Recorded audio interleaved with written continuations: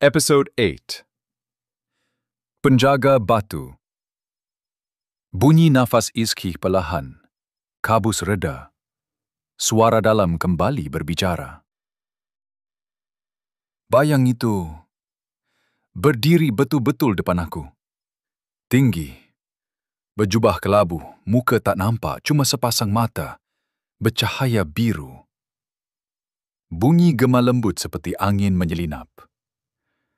Dia angkat tangan dan tanpa suara, aku nampak kisah lama terpapar depan mata aku.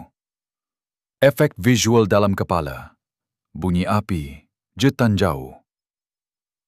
Kisah satu perang antara manusia dan makhluk hitam. Pejuang-pejuang lama tumbang, kecuali seorang.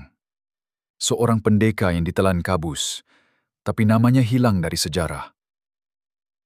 Suara bisikan gaib masuk perlahan.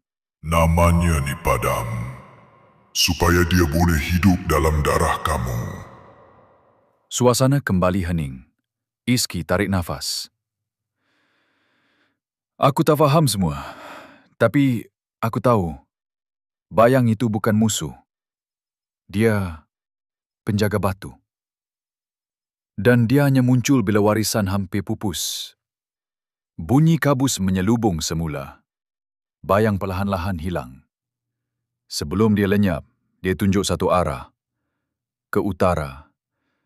Dan aku tahu, jalan aku dah mula.